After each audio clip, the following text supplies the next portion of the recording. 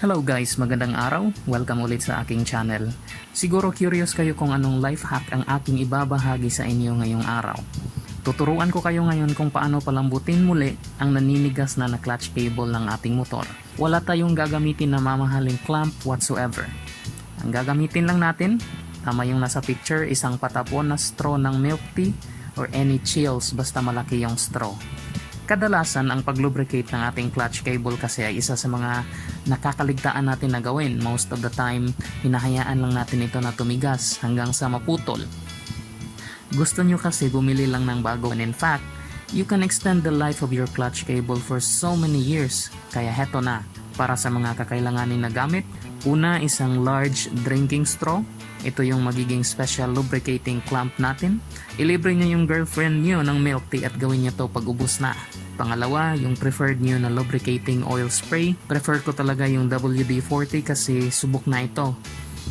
Pangatlo, isang maliit na hose clamp. 5 pesos lang ito sa mga malalapit na hardware sa inyo. Next, isang gunting, screwdriver, number 4 na Allen key, 10mm na wrench, at panghuli isang 12mm na wrench. Para sa step 1, tanggalin natin ang ating cowling at headlight hub.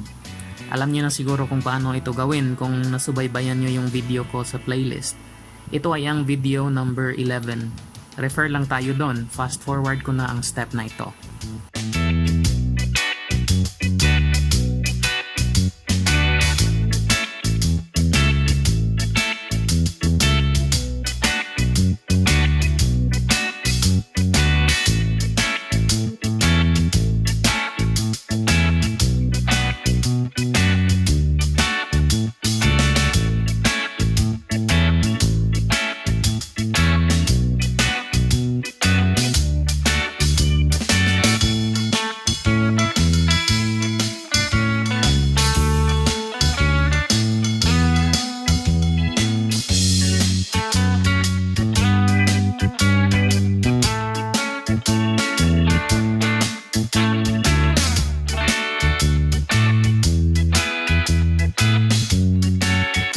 Step number 2, ngayong natanggal na natin ang headlight hub, luwagan lang natin itong 12mm na nut at pati yung adjuster. Make sure lang natin na lahat ng opening ay nakahanay nang sa ganun, madali nating matatanggal ang clutch cable sa susunod na steps.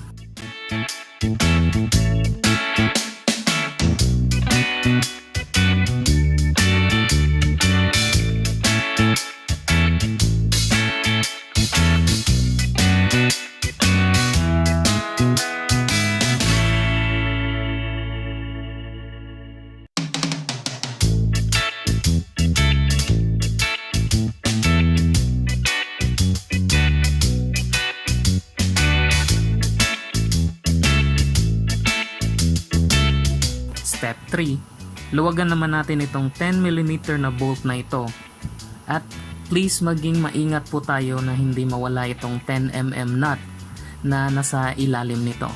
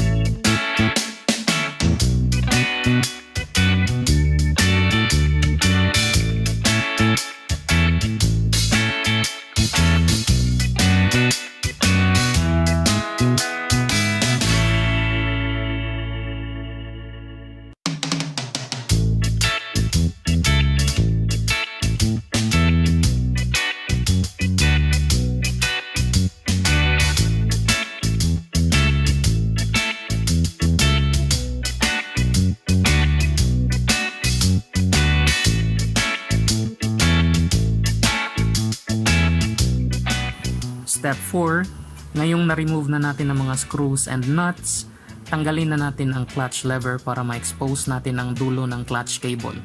Idaan lang natin ang clutch cable sa may opening na nahanay natin para tuluyang matanggal.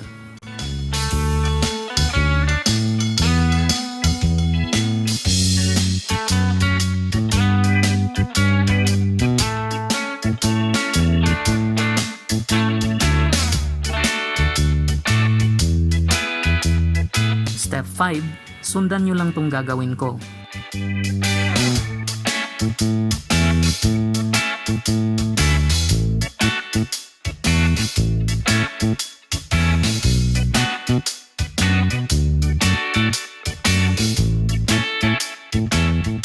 Step 6, hugasan na rin natin yung drinking straw na ating gagamitin.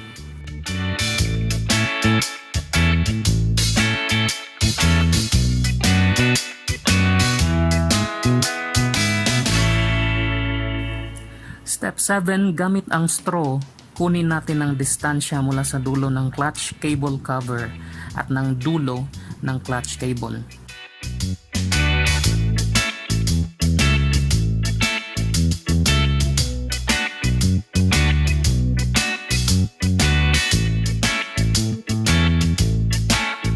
Itong distansya lang talaga na to ang kakailanganin natin.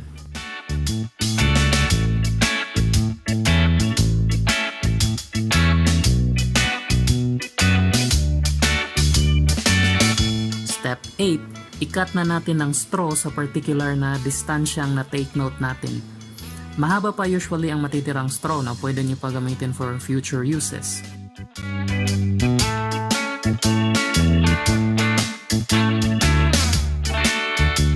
Step 9, lagyan ng hose clamp ang isang dulo ng straw na nakat natin at ipasok natin dito ang tip ng kable pati ang cover nito.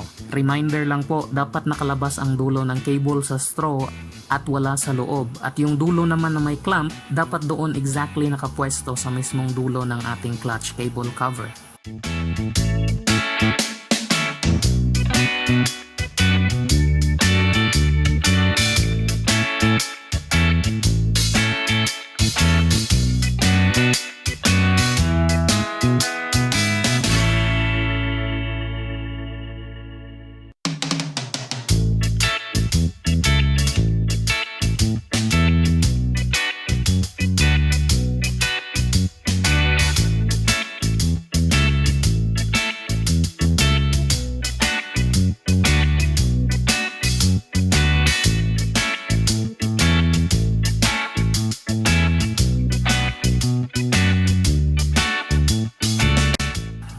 Step 10, kapag nasa tamang posisyon na lahat, higpitan na natin ang ating hose clamp. Again, reminder lang, dapat nasa mismong dulo ng clutch cable cover ang hose clamp at dapat ang natatakpan lang ng buong katawan ng straw ay ang mismong kable, habang ang dulo ng kable ay nakalabas.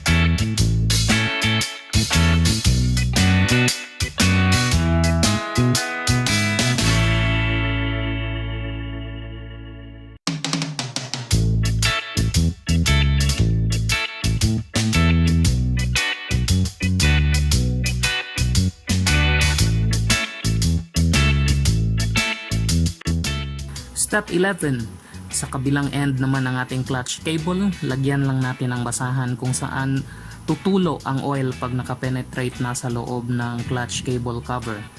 Ito ay makikita sa left side na nasa bandang itaas ng ating mismong makina.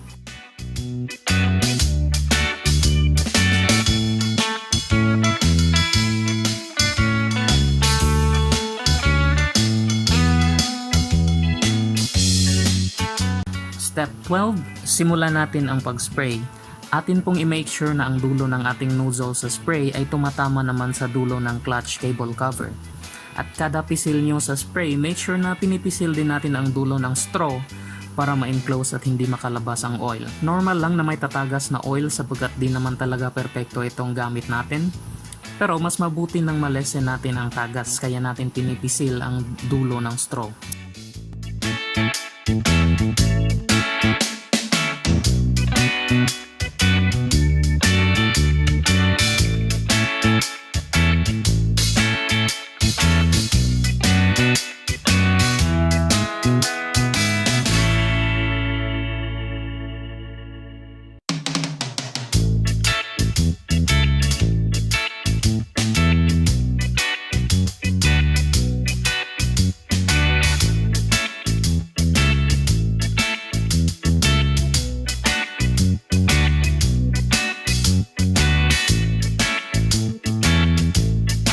Make sure lang din po natin na ang oil ay nagpe-penetrate sa loob bago tayo mag-spray ulit ng pakonti-konti lang.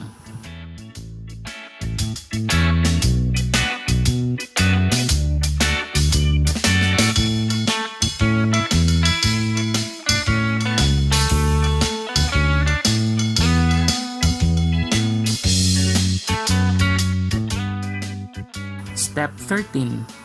At pagkatapos ng kada 5 or 10 pisil sa spray, gawin natin ito.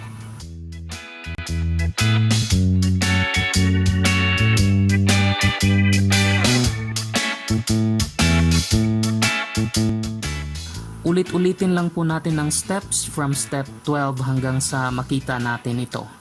Kapag ang oil ay tumutulo na doon sa pinaglalagyan natin ng basahan, that means successful ang pag-lubricate natin. Pwede na po tayo mag-stop at this point, pero para sa mga motor na ang clutch cable ay ilang years na hindi nalulubricate tulad nito,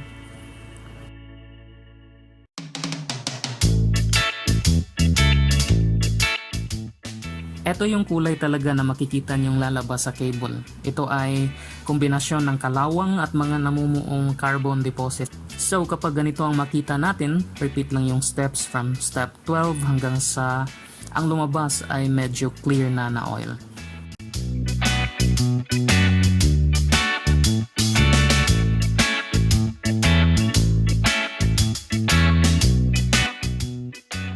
Ito talaga yung kulay ng oil na gusto nating ma-achieve na lumalabas sa kable.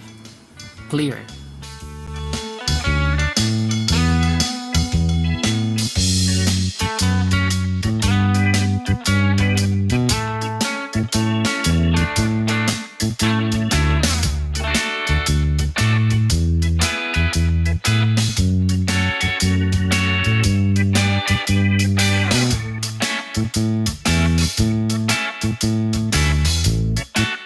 Step 14, i-install na natin ang ating clutch lever. I-reverse lang natin ang ginawa natin kanina.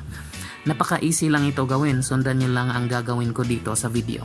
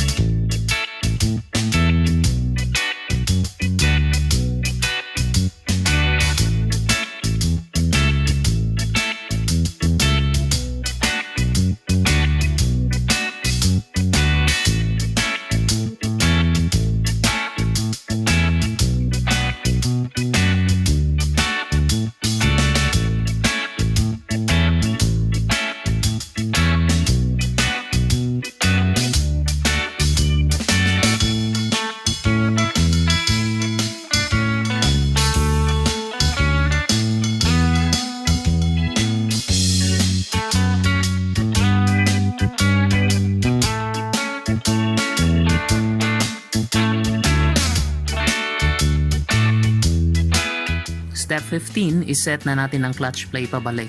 Huwag muna nating higpitan ang lock nut. Para dagdagan o i-increase ang ating clutch play, ikutin lang ang adjuster sa direksyon na patungo sa kung saan ako nakatayo. At kung gusto nyo naman na i-decrease ang clutch play, ikutin nyo lang ang adjuster sa direksyon patungo sa body ng ating motor.